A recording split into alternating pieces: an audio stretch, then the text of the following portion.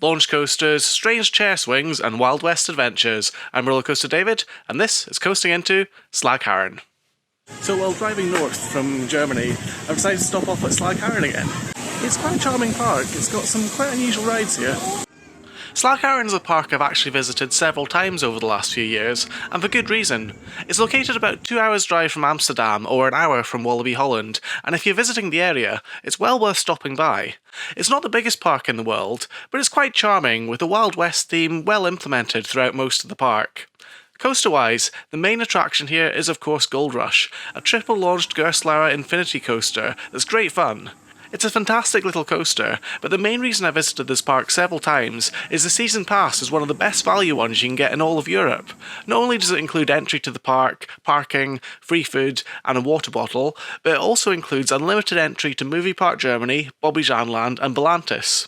As well as that, you get a single entry per year to Bonbonland, Bosamerland, Mirablandia, Parque de Attractions Madrid, Parque Warner Madrid, Tussenfrid, a bunch of zoos, a bunch of water parks, and on top of that you also get significant discounts for all the Plopsa parks, Walibi Holland, and a bunch more. If you do several trips in Europe, or even a single trip to Madrid, it's well worth considering picking up this pass. Back to the park itself, I've actually seen it change a bit over the last couple of years.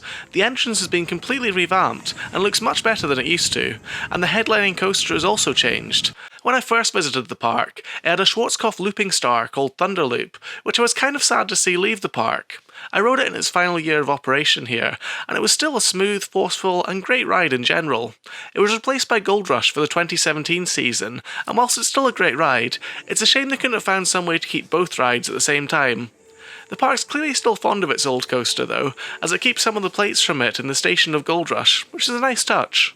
Goldrush is a reasonably worthy replacement though. Well, it's a shame that old Schwarzkopf went. The new ride is pretty good fun.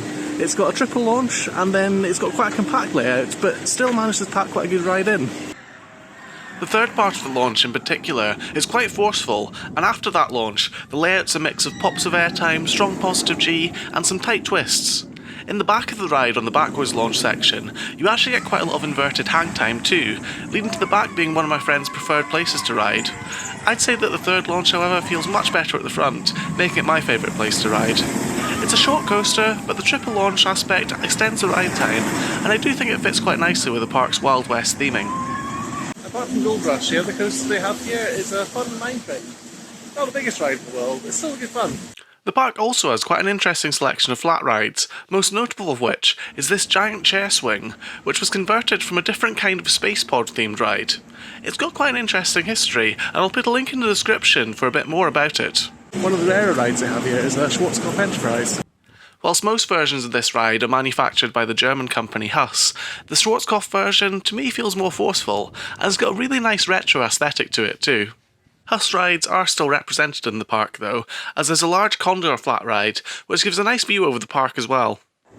Probably the most unusual ride they have in the park though is Wild West Adventure, a strange hybrid of a dark ride and a rapids ride that's unlike anything else I've experienced.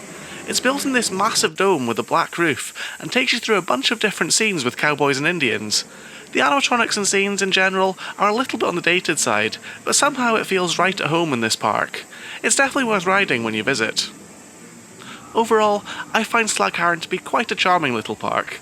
It's probably not one you need to spend a whole day at, but the great season pass and unique ride Goldrush make it more than worth stopping by, particularly if you're planning several European trips. I'd start to make use of that season pass as well the very same day as I headed onwards to Wildlands to experience a fun racing boomerang coaster and probably one of the best zoos I've been to. Hopefully you've enjoyed this quick look at Slagharen. If you have, be sure to subscribe for more content from me. For now, thanks so much for watching. I've been Roller Coaster David, and I'll see you again in another video very soon.